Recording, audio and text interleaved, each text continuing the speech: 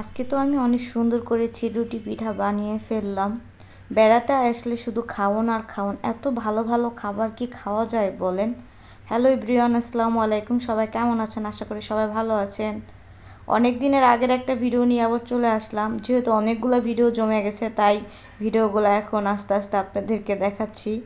তো এটা তো আপুদের বাড়িতে বেড়াতে গিয়েছিলাম, প্রথম ভিডিওটা তো আপনাদের সাথে শেয়ার করেছিলাম, এটা হলো দ্বিতীয় দিনের ভিডিও। তো এই দিন আমার হাজব্যান্ড চলে আসছিল, আর সে তার মামার সাথে কত দুষ্টামি করতেছিল। আমাদের একটাই সবার পাগলা, আর সে দেখেন প্রথম আমার ছোটো বোনকে মারতেছিল, পরে আবার তার মাথায় উকুন মারতেছিল।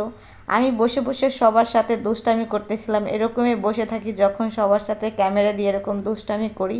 এক একজনের মুখরে আমি কি বানিয়ে ফেলছি এই অবস্থা। তো আজকে রাতে থেকে রান্নাবান্না আয়োজন করা হবে। আপুদের বাড়িতে আসলে আপু অনেক কিছু খাওয়ায় এবং সে অনেক কিছু জমিয়ে রাখে কী কী খাওয়াবে আর কি, আর সব হলো মজার মজার খাবার বলেন।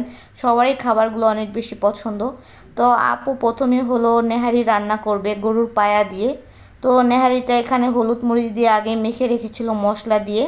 এরপর এখানে তেজপাতা এলাচ তেলের ভিতরে দিয়ে কিছু রসুন সুন্দর করে ভেজে তার ভিতরে কিন্তু নেহারিগুলা দিয়ে দিয়েছে। তারপর দিয়ে দিল কাঁচা পেঁয়াজ মরিচ এবং আদা রসুন বাটা পরিমাণ মতো, হলুদ মরিচ সব রকমের মশলা।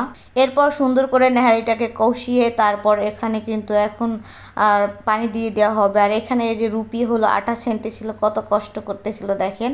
আমি কিন্তু আসলে খুব বেশি অলস, বেড়াতে গেলে সবাই কাজ করে, আমি কিন্তু ওরকম কোনো কাজ করি নাই, শুধু একটু একটু ভিডিও করি আর ঘুরে ফিরে খাই আর কি। তো এরপর এই যে নেহারিটা কষানোর পর আপু এখানে গরম পানি অ্যাড করে দিয়েছিল।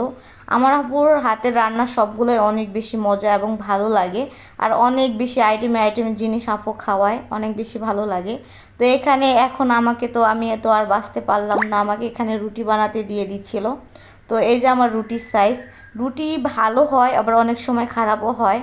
যেহেতু শীত ছিল তখন আমি দেখেন জুতা পরেই কিন্তু রুটি বানাচ্ছিলাম।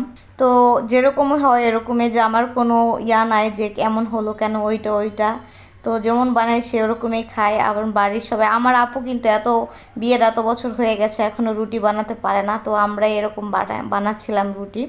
তো এখন রাতে খাওয়া দাওয়া করব। রাতের খাবারে ছিল হলো গরুর যে মজক ভুনা ছিল এবং সাথে সালাদ রুটি ছিল।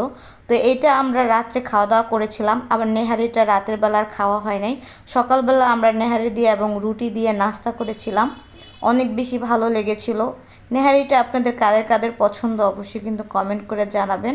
আমার কাছে তো অনেক বেশি ভালো লাগে আর মজা লাগে। তো পরের দিন সকালবেলা খাওয়া দাওয়া করে আজকে আবার রান্না করা হবে হাঁস। তো আম্মু চলে আসছিলো, আম্মু এখানে হাঁস বেছে গুছে নিচ্ছিল।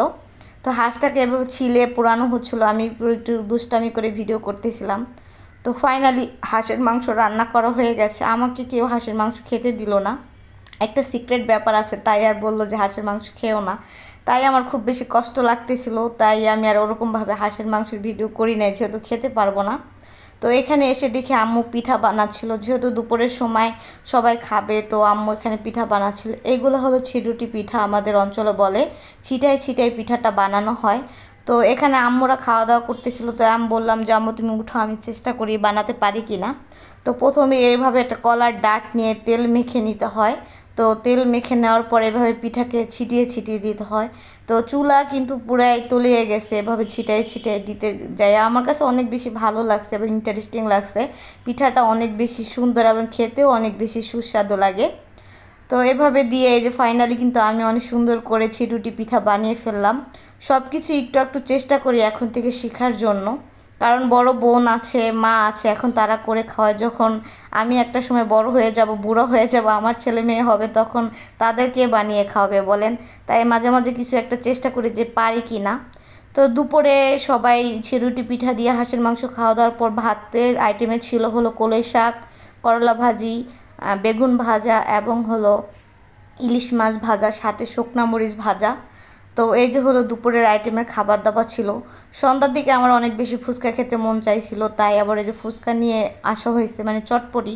তো ভিডিওটা আজকে এই পর্যন্ত দেখেন, বেড়ায় বেড়ায় কত ভালো ভালো খাবার খাচ্ছি। আজকে এই পর্যন্তই, আল্লাহ হাফেজ।